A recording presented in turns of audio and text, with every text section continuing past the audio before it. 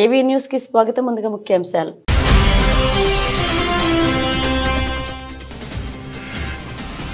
కాళేశ్వరం ప్రాజెక్టును ఉదాహరణగా చూపించి అధికారులకు సీఎం రేవంత్ రెడ్డి హెచ్చరిక. నాణ్యత లోపిస్తే ప్రాజెక్టులు దీర్ఘకాలం నిలబడవని వ్యాఖ్య.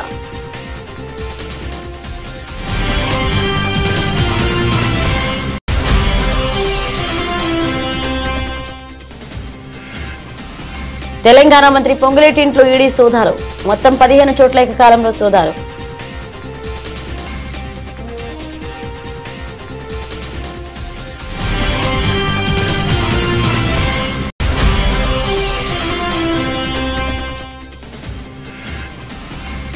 రుణమాఫీపై ప్రభుత్వానికి మాజీ మంత్రి హరీష్ రావు డెడ్ లైన్. దసరా పండుగలోపు రుణమాఫీ చేయకపోతే మొత్తం తెలంగాణ వచ్చి సెక్రటేరియట్ ని ముట్టడిస్తామని హెచ్చరిక.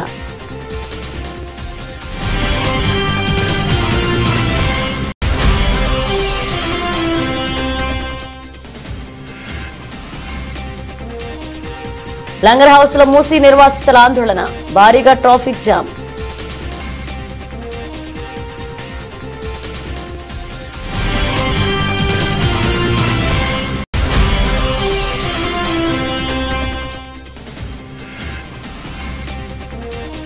కాన్పూర్ వేదికగా భారత్ బంగ్లాదేశ్ రెండో టెస్ట్. టాస్ గెలిచి బౌలింగ్ ఎంచుకున్న టీమిండియా.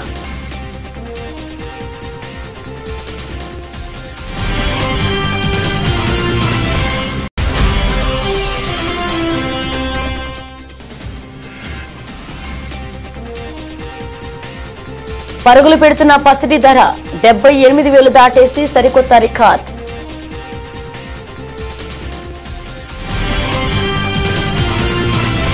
కొండా లక్ష్మణ్ బాపూజీ మహనీయుడని మలిదశ తెలంగాణ ఉద్యమానికి తన ఇంటిని ఆస్తులను దానం చేశారని ముఖ్యమంత్రి రేవంత్ రెడ్డి మెచ్చుకున్నారు. ప్రత్యేక తెలంగాణ రాష్ట్ర ఏర్పాటు కోసం 5 దశాబ్దాలుగా అలుపెరగని కృషి చేశారని కొనియాడారు. స్వాతంత్ర సమరయోధుడు, తెలంగాణ కోసం సర్వస్వం దారపోసిన త్యాగశీలి ఆచార్య కొండా లక్ష్మణ్ బాపూజీ జయంతి సందర్భంగా జూబిల్ హిల్స్ నివాసంలో ఆ మహానేత చిత్రపటానికి ముఖ్యమంత్రి రేవంత్ పుష్పాంజలి ఘటించారు. సీఎం సలహాదారు వేమనరెడ్డి, ఎమ్మెల్యేలు వివేక్ వెంకటస్వామి తదితరులు పాల్గొన్నారు.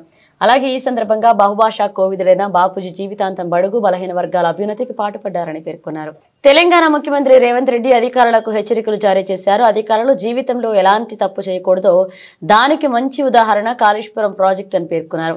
తెలంగాణ నీటిపారుదల శాఖలో కొత్తగా ఎంపికైన 700 మంది అసిస్టెంట్ ఎగ్జిక్యూటివ్ ఇంజనీర్లకు సీఎం చేతుల మీదుగా నియామక పత్రాలను అందించారు. ఈ సందర్భంగా ఎర్రమంజిల్లోని జలసౌదాలో ఏర్పాటు చేసిన కార్యక్రమంలో ఆయన మాట్లాడారు.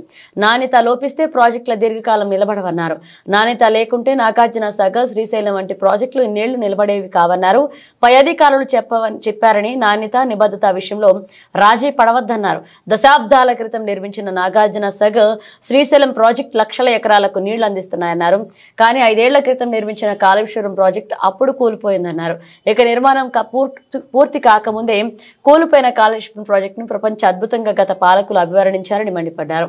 కాళేశ్వరం విషయంలో ఎవరిని బాధ్యులను చేయాలి, క్షేత్రస్థాయిలో ఇంజనీర్లు సమర్థవంతంగా పనిచేసి ఉంటే ఈ పరిస్థితి ఉండేది కాదన్నారు. నిర్మాణ సామాగ్రి నాణ్యత కూడినది కాదని, ఇంజనీర్లు వెనక్కి పంపిస్తే కూలిపోయే పరిస్థితి వచ్చేది కాదన్నారు. ఈ రోజు హైదరాబాద్ నగరానికి తాగడానికి నీళ్లు అందిస్తుందంటే మోక్షగుండం విశ్వేశ్వరయ్య మీకు ఆదర్శం కావాలన్నా, 1,00,000 కోట్ల రూపాయల ఖర్చు పెట్టి కట్టడం కూలడం జరిగిన కాళేశ్వరం ఇంజనీర్లు మీకు ఆదర్శంగా ఉండాలన్నా, యాజ్ ఏ ఇంజనీర్స్గా ఈరోజు మొదటి రోజు ప్రభుత్వ ఉద్యోగంలో చేరుతున్న మీరు ఆలోచన చేయండి. ఇది నిజంగా అంటే ఎవరిని ఏమనాలో తెలియని పరిస్థితి. ఏమని అనాలన్నా more than 50% department they worked in Kaleshwaram. వాళ్ళందరి మీద చర్యలు తీసుకుంటే అసలు డిపార్ట్మెంటే ఉండదు, రద్దు చేయాల్సిన పరిస్థితి ఉంది. చర్యలు తీసుకోకపోతే అందులో ఉన్న వాళ్ళనే మీరు కొనసాగిస్తున్నారని మేము ఆరోపణలు ఎదుర్కోవాల్సిన పరిస్థితి. దీన్ని ఏ రకంగా విశ్లేషించాలనో ఎవ్రీడే కమిషన్ ముందుకెళ్ళి సేమ్ గతంలో పనిచేసే ఇంజనీర్లే కమిషన్ చైర్మన్ ముందుకు వెళ్తున్నారు. అద్భుతమని ఆయనకు చెప్పడానికి ప్రయత్నం చేస్తున్నారు. ఆయన అడిగేదానికి వీళ్ళ దగ్గర సమాధానం లేదు. ఎవరిని ఎవరు ప్రొటెక్ట్ చేయాలనో ఎవరికి తెలియకుండా పోయింది. అంటే ఈ కారణాలు క్షేత్రస్థాయిలో పనిచేసిన ఇంజనీర్లు గతంలో ఏదైనా ఇంజనీరింగ్ మిస్టేక్ లేకపోతే సిడిఓలో అప్రూవల్ లేకపోతే క్షేత్రస్థాయిలో ఉన్న ఇంజనీర్లు రెఫ్యూజ్ చేసేటోళ్ళు, రిమార్క్స్ రాసేటోళ్ళు, తిరిగి మళ్ళీ మాకు ప్రాపర్ డైరెక్షన్ కావాలి అని అడిగేటోళ్ళు. డి చెప్పినాను ఏఈ, ఈ చెప్పినాను డి, ఎస్ఈ చెప్పినాను ఈ, సిఈ చెప్పినాని ఎస్సీ, ఈఎన్సి చెప్పినాని సి, ఇరిగేషన్ సెక్రటరీ చెప్పినాని ఈఎన్సి, సంబంధిత శాఖ మంత్రి చెప్పినాని సెక్రటరీ, ముఖ్యమంత్రి చెప్పినాని సంబంధిత శాఖ మంత్రి. అల్టిమేట్గా పొలిటికల్ ఎగ్జిక్యూటివ్ తీసుకునే రాంగ్ డెసిషన్స్ ఏఈ వరకు చేరి క్షేత్రస్థాయిలో అమలు చేయాల్సింది ఏఈలే. తెలంగాణ మంత్రి పొంగులేటి శ్రీనివాసరెడ్డి నివాస్ ఇంట్లో ఎన్ఫోర్స్మెంట్ డైరెక్టరేట్ అధికారులు సోదాలు చేపట్టారు. ఢిల్లీ నుంచి వచ్చిన అధికారుల బృందం ఏకకాలంలో 15 చోట్ల తనిఖీలు చేస్తుంది. గత ఎన్నికల సమయంలో పొంగులేటి శ్రీనివాసరెడ్డి నివాసాల్లో అధికారులు సోదాలు చేపట్టారు. జూబ్లీ హిల్స్ లోని మంత్రి పొంగులేటి శ్రీనివాసరెడ్డి ఇంట్లో ఈడీ అధికారులు తనిఖీలు చేపట్టారు. హిమాయత్ సాగర్ లో గల ఫామ్ హౌస్, పొంగులేటి శ్రీనివాసరెడ్డి కూతురు, బంధువుల ఇళ్లలో రైడ్స్ కొనసాగుతున్నాయి. పొంగులేటి శ్రీనివాసరెడ్డికి చెందిన రాఘవ కన్స్ట్రక్షన్స్ ఇన్ఫ్రా కార్యాలయాల్లో ఈడీ అధికారులు సోదాలు చెప్పారు. కంపెనీ ఎండీ అలాగే డైరెక్టర్ నివాసాలు, కార్యాలయాల్లో 15 బృందాలు తనిఖీలు చేపట్టింది. పొంగులేటి శ్రీనివాసరెడ్డి కుమారుడు హర్షారెడ్డి చిన్న వయసులోనే బిలీనియర్గా మారారు. రాఘవ కన్స్ట్రక్షన్స్ వ్యవహారాలను ఆయనే పర్యవేక్షిస్తున్నారు. హర్షారెడ్డి పేరుతో 1300 కోట్ల ఆస్తులు ఉన్నాయి. ఇది చర్చనీయాంశమవుతుంది. ఈ క్రమంలో వరుసగా ఈడీ రైడ్స్ జరగడం చర్చకు దారి తీస్తోంది. నంగనూరు మండల కేంద్రంలో బీఆర్ఎస్ నేతలు ధర్నా చేపట్టారు. 2 లక్షల రుణమాఫీతో పాటు రైతులకు తెలంగాణ కాంగ్రెస్ ప్రభుత్వం ఇచ్చిన హామీలు వెంటనే అమలు చేయాలని డిమాండ్ చేస్తూ నిరసన కార్యక్రమాన్ని చేపట్టారు. ఈ ధర్నాలో మాజీ మంత్రి హరీష్ రావు పాల్గొన్నారు. ఈ సందర్భంగా ఆయన మాట్లాడుతూ రుణమాఫీపై ప్రభుత్వానికి మాజీ మంత్రి హరీష్ రావు డెడ్ లైన్ విధించారు. దసరా పండగలోపు రుణమాఫీ చేయకపోతే మొత్తం తెలంగాణ వచ్చి నీ సెక్రటేరియట్ ని ముట్టడిస్తామని హెచ్చరించారు. సంబంధం లేదన్నావు, రేషన్ కార్డుతో సంబంధం లేకుండా రుణమాఫీ చేస్తా అన్నావు. మరి ఎందుకు ఇంతమంది ఆగబట్టినవి? ఒక మల్యాల ఊర్లో ఇంతమంది కాగినాయి. ఒక రేషన్ కార్డు పేరు మీద ఇంతమంది ఆగబట్టినావు. బ్యాంకులు అప్పిచ్చేటప్పుడు రేషన్ కార్డు అడిగినరా? పాస్బుక్ అడిగిండ్రు గంతే. పాస్బుక్ చూసి అప్పిచ్చినప్పుడు మాఫీ చేసేటప్పుడు కూడా పాస్బుక్ చూసే మాఫీ చేయాలి. ఎందుకు రేషన్ కార్డుతో ముడిపెడుతున్నావు? ఇది మోకాలకు బోడగుండుకు ముడిపెట్టినట్టు రేషన్ కార్డుతో ముడిపెట్టి రైతుల ఉసురు పోసుకుంటున్నాడు ఇవాళ రేవంత్ రెడ్డి గారు. దయచేసి ఆలోచన చేయండి. ఇప్పటికైనా రైతుల ఆవేశాలు రాకముందు ఈ పండుగలోపు, వచ్చే బతుకమ్మ దసరా పండుగలోపు రైతులందరికీ రుణమాఫీ చేయాలని ఈ ప్రభుత్వాన్ని హెచ్చరిస్తా ఉన్నాం.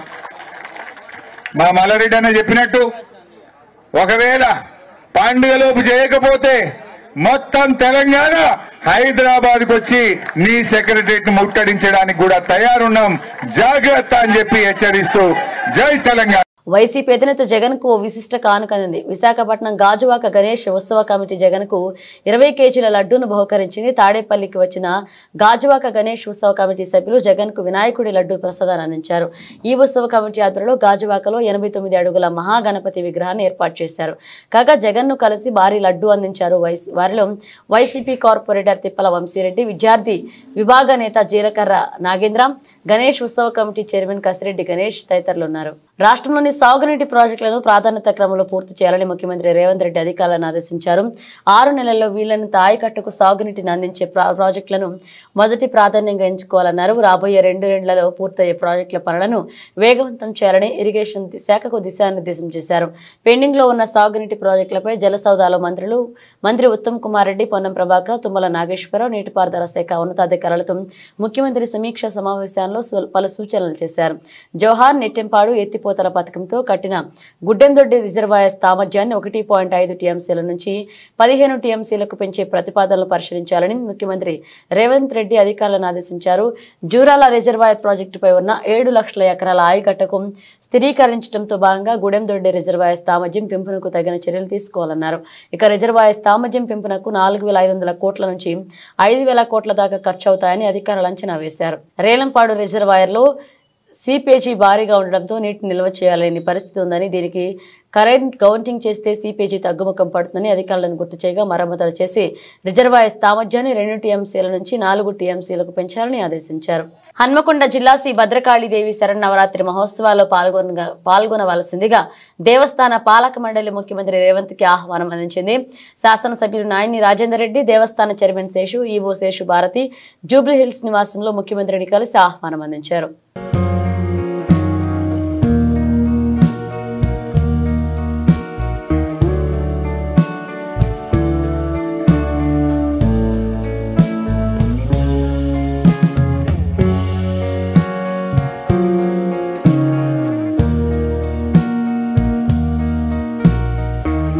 తెలంగాణలో ఇటీవలి భారీ వర్షాలు వరదలకు నిరాశ్రయాలుగా మారిన ప్రజలకు ఆదుకోవడానికి రిలయన్స్ కంపెనీ ముందుకొచ్చింది. కంపెనీ తరపున 20 కోట్ల విరాళం ప్రకటించింది. ఈ మేరకు శుక్రవారం రిలయన్స్ కంపెనీ యాజమాని ముఖేష్ అంబానీ, ఆయన భార్య నీతా అంబానీ తరపున వచ్చిన ప్రతినిధులు ముఖ్యమంత్రి రేవంత్ రెడ్డిని కలుసుకున్నారు. కంపెనీ తరపున 20 కోట్ల విరాళానికి సంబంధించిన చెక్కును అందజేశారు. రిలయన్స్ కంపెనీ ప్రతినిధులతో పాటు ఈ కార్యక్రమంలో మంత్రి తుమ్మల నాగేశ్వరరావు కూడా ముఖ్యమంత్రి రేవంత్ రెడ్డిని కలుసుకున్నారు. కాగా వరద బాధితులకు సాయం చేయడానికి ముఖ్యమంత్రి రిలీఫ్ ఫండ్ కు విరాళాలు వెల్లువెత్తుతున్నాయి. పలువురు సినీ రాజకీయ ప్రముఖులతో పాటు సామాన్యులు కూడా తోచని విరాళం పంపిస్తున్నారు. తెలంగాణ కోసం ఏ స్వార్థం లేకుండా విద్యార్థుల పోరాటం చేశారని, నిస్వార్థంగా సిద్దిపేటలో కూడా 1500 రోజులు సిద్దిపేట ప్రజలు పోరాటం చేశారని ఎమ్మెల్సీ ప్రొఫెసర్ కోదండరాం అన్నారు. తెలంగాణలో ఆకలి చావులు ఉండకూడదని, ప్రతి ఒక్కరికి ఉద్యోగం రావాలని, రాష్ట్ర అభివృద్ధి కోసం పోరాటం చేద్దామని ఎమ్మెల్సీ ప్రొఫెసర్ కోదండరాం పిలుపునిచ్చారు. సిద్దిపేట జిల్లా కేంద్రంలోని ఎన్జీఓ భవన్లో తెలంగాణ ఉద్యమకారుల వేదిక ఆధ్వర్యంలో ఏర్పాటు చేసిన ఆత్మీయ సభలో ఎమ్మెల్సీ ప్రొఫెసర్ కోదండరాం పాల్గొన్నారు. ఈ సందర్భంగా వారికి ఘనంగా సన్మానించారు. అందరూ సంఘటితంగా పోరాడితే తెలంగాణ వచ్చిందన్నారు. ఒక్కడినే కోట్లాడినా నేనే ఎల్లుకుంటా, నా కుటుంబం కోసం ఏలుకుంటా అని పరోక్షంగా కేసీఆర్ ను విమర్శించారు. దీంతో ఇవాళ ఖజానా ఖాళీ అయిందన్నారు. ప్రభుత్వంతో కోట్లాడాలని, కానీ నాకు ఇప్పుడు ప్రభుత్వంతో కలిసి పనిచేయడానికి ఎమ్మెల్సీ వచ్చిందన్నారు. మనోడే ఎమ్మెల్సీ అయిండు కాబట్టి పోయి చెప్పవలసిందే. ఇంకొకరైతే చెప్పలేం కదా, ఇంకొకరైతే చెప్పలేం కాబట్టి పోయి చెప్పుకుందాం అనేది ఒక ఆలోచన అందరిలో వచ్చింది. నాకు కూడా సంతోషమే అనిపిస్తున్నది. ఆడిదాకనైతే చేరుతాయనే నమ్మకం కూడా ఉన్నది అందరికీ. గవర్నమెంట్ దాకనైతే పోతుంది ముచ్చట, ఎవరో వచ్చి తీసుకుపోయి చెప్పైతే వస్తారు అనే ఒక విశ్వాసం కూడా అందరిలో ఉంది. ఇది నాకు సంతోషాన్నే కలిగిస్తున్నది. తప్పకుండా మనమందరము ఈ విషయాలపైన దృష్టి పెట్టవలసిన అవసరం ఉందని అంగీకరిస్తూ, కొట్లాడి తెలంగాణ తెచ్చుకున్నాక అందరం ఏమనుకున్నామంటే మనోడే గవర్నమెంట్లో ఉంటాడు, ఇట్లా పోయి చెప్తే పనులు అయిపోతాయి అని చెప్పి ఆ రోజు అందరం కూడా ఆశపడ్డాం. ఇక్కడ ఉన్నోళ్ళందరూ కొట్లాడిన వాళ్ళే. అనేక మంది యువతీ యువకులు అమరులైపోయినరు. వాళ్ళైతే మళ్ళీ వెనక్కి వచ్చేటోళ్ళు కాదు. ఈ తెలంగాణలో ఏదో కుర్చేసుకొని కూర్చుందామనే ఆశ కూడా వాళ్ళకు లేదు. ఏం కోరుకున్నామంటే మన గవర్నమెంట్ ఉంటుంది, మన మాట వింటారు, మన సమస్యలు పరిష్కారం అవుతాయని అనుకున్నాం. కానీ మన రాష్ట్రంలోనే మనం పరాయోళ్ళమైనాం, కొట్లాడిన వాళ్ళమే పరాయోళ్ళం అయిపోయినాం. మనం ముచ్చటేవాడు వినకుండా అయిపోయింది, అరణ్య రోదన అయిపోయింది మనందరిది కూడా.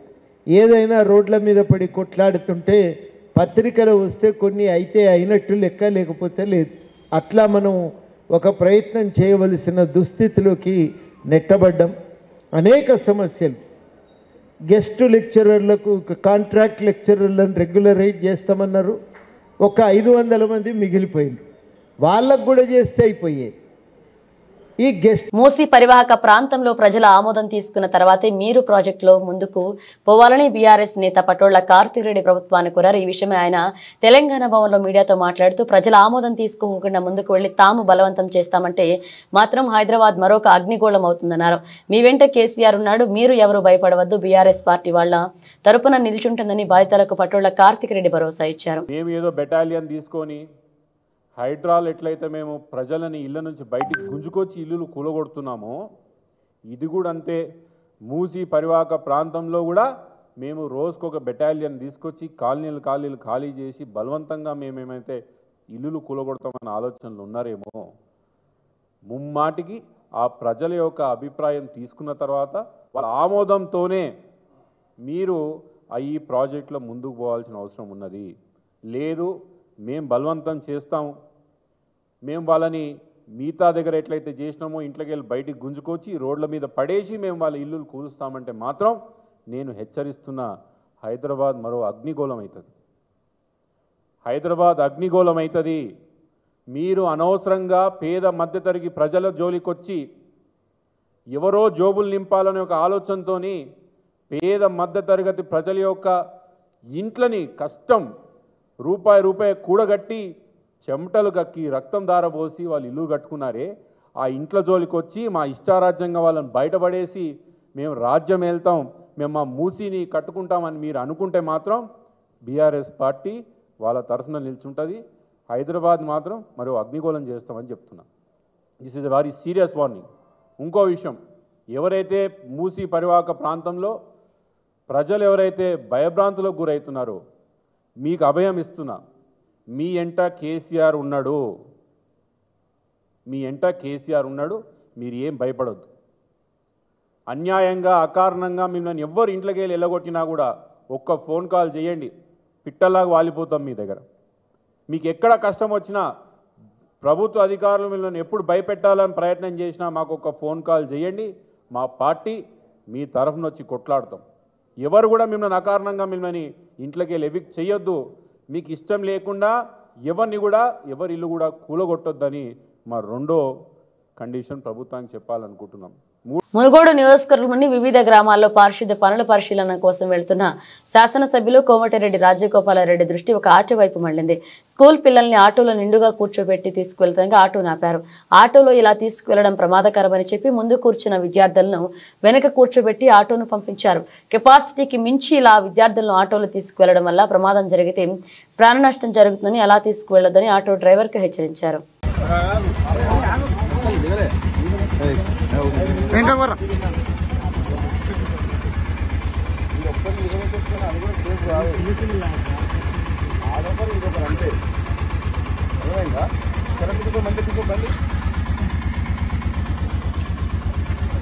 ఈడొకరు అంతే.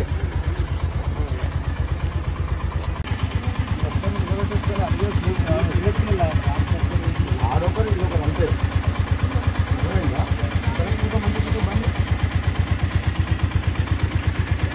ఈడొకరు ఇదొకరు అంతే.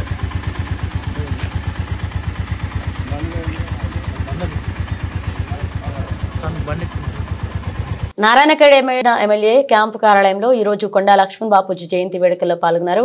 డాక్టర్ పటోళ్ల సంజీవారెడ్డి శాసనసభ్యులు అనంతరం ఎమ్మెల్యే మాట్లాడుతూ కొండా లక్ష్మణ్ బాపూజీ గొప్ప స్వతంత్ర సమరయోధుడని కొనియాడారు. మరియు క్విట్ ఇండియా ఉద్యమంలో చురుగ్గా పాల్గొన్నారు. సాయుధ పోరాటంలో ప్రత్యేకంగా తెలంగాణ కొరకు నైజాం నవాబుతో కూడా పోరాడారని, అలాంటి గొప్ప నాయకుడిని మనం స్ఫూర్తిగా తీసుకుని ముందుకు నడవాలని ఎమ్మెల్యే అన్నారు. అందరికీ కూడా నమస్కారం. కొండా లక్ష్మణ్ బాపూజీ చాలా గొప్ప వ్యక్తి. ఎందుకంటే గతంలో స్వాతంత్ర్య సమరయోధుడుగా, ఎందుకంటే స్వాతంత్ర్య పోరాటంలో కూడా పాల్గొన్నాడు. మహాత్మా గాంధీతో పాటు క్విట్ ఇండియా ఉద్యమంలో కూడా పాల్గొన్నాడు. అదే కాకుండా సాయుధ పోరాటంలో తెలంగాణ, ప్రత్యేక తెలంగాణ గురించి కూడా నైజాం నవాబు నుండి విముక్తి కావాలని చెప్పేసి కూడా ఆ రోజు పోరాటం జరిగింది. బడుగు బలైన వర్గాల గురించి భూమి కోసం, ముక్తి కోసం అనే ఉద్యమం ఏర్పడదో దానికి కూడా చాలా మద్దతు చేయడం జరిగింది. అదొకటే కాకుండా రీసెంట్గా మన తెలంగాణ ఉద్యమంలో కూడా వారి నివాస గృహాన్ని తెలంగాణ ఉద్యమం గురించి ఏర్పడినటువంటి ఏదైతే అఖిలపక్షం ఉందో దానికి వాళ్ళ ఇంటిని కూడా ఉద్యమానికి స్ఫూర్తి ఆఫీస్కి ఇచ్చి ఈ తెలంగాణకు మద్దతు పలికిన ఘన చరిత్ర మన కొండా లక్ష్మణ్ బాపూజీ. అలాంటి మహానుభావులు ఏదైతే తెలంగాణ గురించి స్వాతంత్ర్య పోరాటం చేసి తెలంగాణ విముక్తి కోసం కూడా పోరాటం చేసి సాధించుకున్నటువంటి ప్రత్యేక తెలంగాణ రాష్ట్రంలో మనకి ఏవైతే ఫలాలు అందాలో ఆ ఫలాలు అందలేదు గత 10 సంవత్సరాల నుండి. కాబట్టి మరొకసారి ప్రజలు మార్పు కోరుకొని గతంలో ఇందిరమ్మ రాజ్యం ఏదైతే ఉండనో ఇందిరమ్మ రాజ్యం గురించి మళ్ళీ పోరాటం చేసి ఇందిరమ్మ రాజ్యం తెచ్చుకోవడం జరిగింది. ఇప్పుడు బడుగు బలైన వర్గాలకు ఏదైతే కళలు ఉన్నారో కొండా లక్ష్మణ్ బాపూజీ గారు, అవన్నీ వారి అడుగుజాడల్లో మనం నడుస్తూ వారి ఆశయాలను నెరవేర్చాలి. ప్రతి ఒక్కరు కూడా మన కాంగ్రెస్ పార్టీ కానీ, కాంగ్రెస్ ప్రభుత్వం కానీ, కాంగ్రెస్ కార్యకర్తలు అందరం కలిసి కొండా లక్ష్మణ్ బాపూజీ ఆశయాలు ముందుకు తీసుకొని పోయి బడుగు బలైన వర్గాల అభివృద్ధికి అందరం పాటుపడాలని చెప్తూ ముగిస్తాం. యాదాద్రి భువనగిరి జిల్లా వలిగొండ మండల కేంద్రంలోని పద్మశాలి సంఘం కుల బాంధవుల ఆధ్వర్యంలో శ్రీ కొండా లక్ష్మణ్ బాపూజీ 110వ జయంతి వేడుకలు ఘనంగా నిర్వహించారు. శ్రీ కొండా లక్ష్మణ్ బాపూజీ చిత్రపటానికి పూలమాలలు వేసి కొబ్బరికాయ కొట్టి జయంతి వేడుకలు నిర్వహించారు. పద్మశాలి సంఘ సభ్యులు మాట్లాడుతూ శ్రీ కొండా లక్ష్మణ్ బాపూజీ స్వాతంత్ర ఉద్యమంలో, క్విట్ ఇండియా ఉద్యమంలో పోరాటం చేసిన వ్యక్తి అని, ఆయన ఆసియా సాధనల కోసం కృషి చేయాలన్నారు. ఈ కార్యక్రమం బీసీ సంఘ అధ్యక్షులు సాయని యాదగిరి, తొప్పటం నరహరి, బడుగు సత్యనారాయణ, గంజి నారాయణ, దొంత శంకరయ్య తదితరులు పాల్గొన్నారు. అలాగే నామల జంగయ్య, శ్యామ్ సుందర్, పెండెం విఘ్నేష్, మిర్యాల భాస్కర్ తదితరులు పాల్గొన్నారు. కొండా లక్ష్మణ్ బాబుజీ గారికి పద్మశాలికి అందరికీ సహకరించినారు. గ్రామానికి ప్రతి ఊరికి ప్రతి ఒక్క మీటింగ్ పెట్టి ప్రతి సంఘాలను ఏర్పాటు చేశారు. కాబట్టి వాళ్ళకు ధన్యవాదాలు.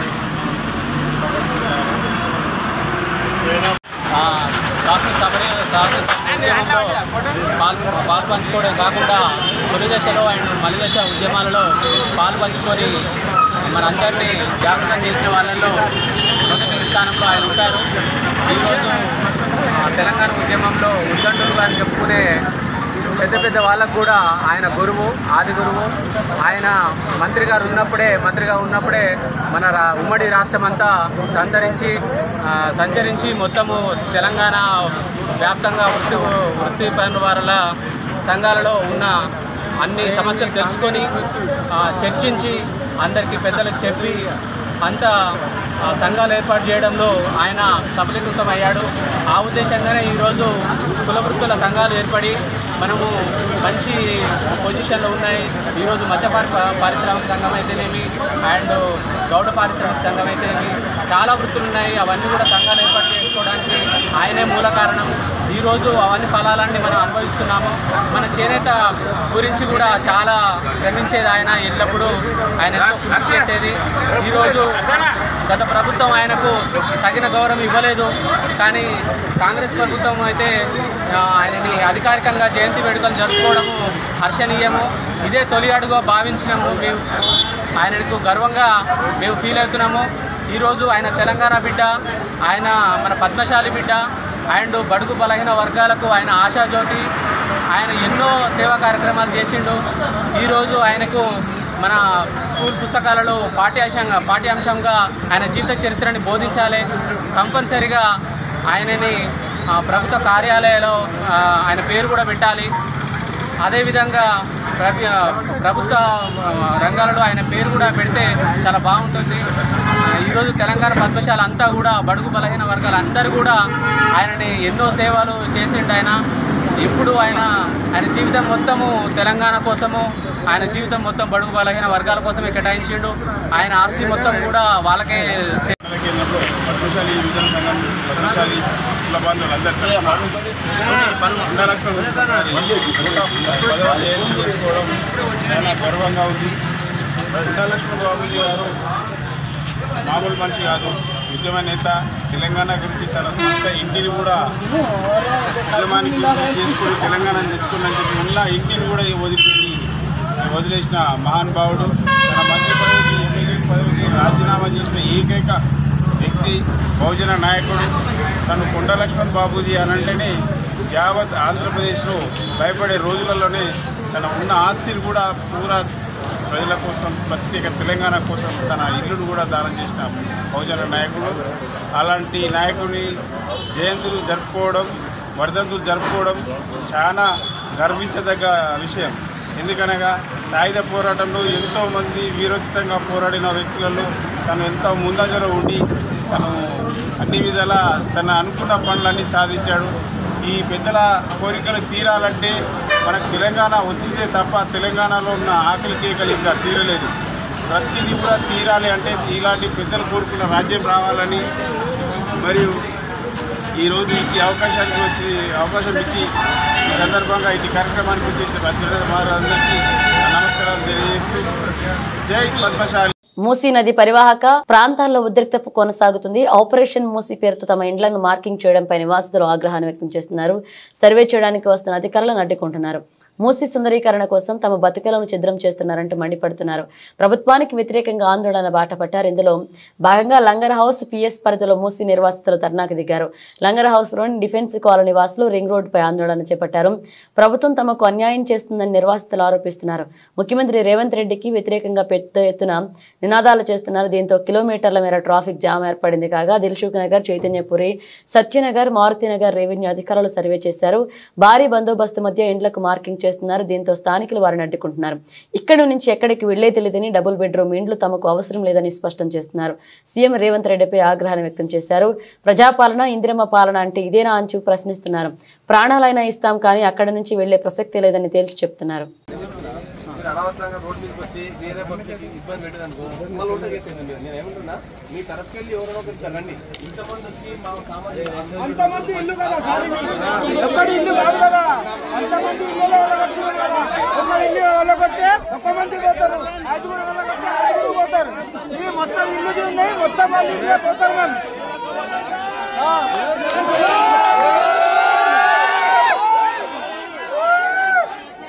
మేము పోవాలంటే ఒక్క మంది ఇల్లు అంటే నేను ఎందుకు పోతారా భయ్? ఒక్క మంది అట్లనే కాన్పూర్ వేదికగా భారత్ బంగ్లాదేశ్ మధ్య రెండో టెస్టు ప్రారంభమైంది. నిన్న రాత్రి వర్షం కారణంగా మ్యాచ్ కొంచెం ఆలస్యంగా ప్రారంభమైంది. ఇక మొదట టాస్ గెలిచిన భారత జట్టు బౌలింగ్ ఎంచుకుంది. ఇప్పటికే 2 టెస్టుల సిరీస్ లో భాగంగా మొదటి టెస్టులో గెలిచిన టీమిండియా 1-0 ఆధిక్యంలో ఉంది. ఈ టెస్టులో కూడా విజయం సాధించి క్లీన్ స్వీప్ చేయాలని చూస్తుంది. ఈ మ్యాచ్ లో కూడా భారత్ ఎలాంటి మార్పులు చేయకుండా తొలి టెస్టులో ఆడిన జట్టుతోనే బరిలోకి దిగింది.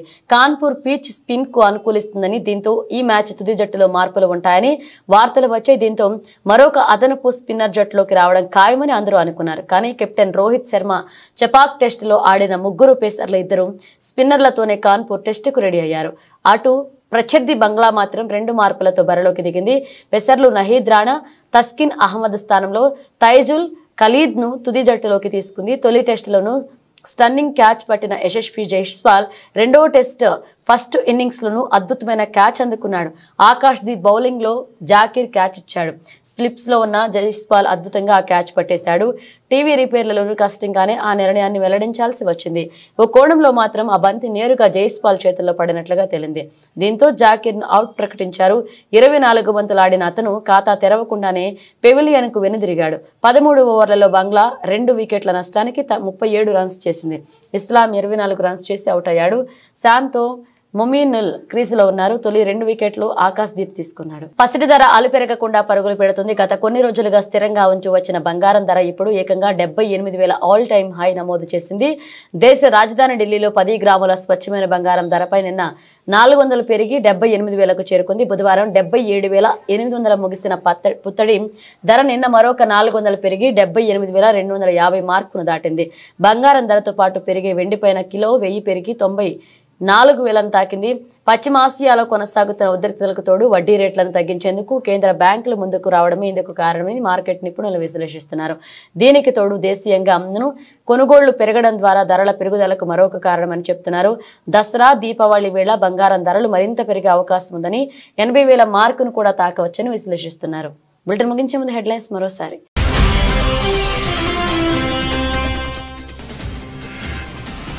కాళేశ్వరం ప్రాజెక్టును ఉదాహరణగా చూపించి అధికారులకు సీఎం రేవంత్ రెడ్డి హెచ్చరిక.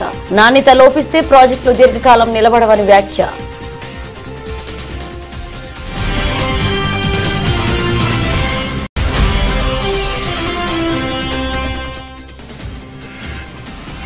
తెలంగాణ మంత్రి పొంగులేటి ఇంట్లో ఈడీ సోదాలు. మొత్తం 15 చోట్ల ఏకకాలంలో సోదాలు.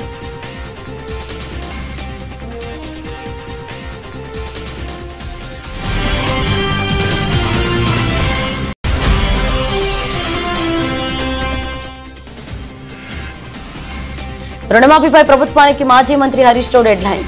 దసరా పండుగలోపు రుణమాఫీ చేయకపోతే మొత్తం తెలంగాణ వచ్చి సెక్రటేరియట్ ని ముట్టడిస్తామని హెచ్చరిక.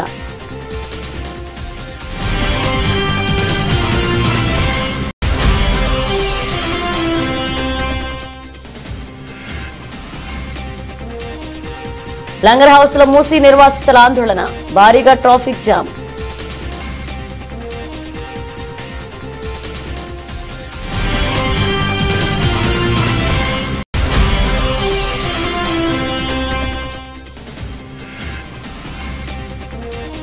కాన్పూర్ వేదికగా భారత్ బంగ్లాదేశ్ రెండో టెస్ట్. టాస్ గెలిచి బౌలింగ్ ఎంచుకున్న టీమిండియా.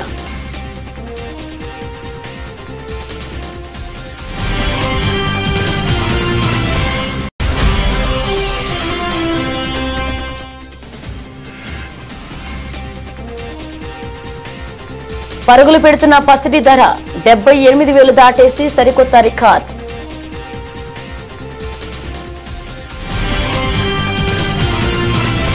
ఇవి బులెటిన్ అప్డేట్స్. మన అప్డేట్స్ మళ్ళీ కలుద్దాం.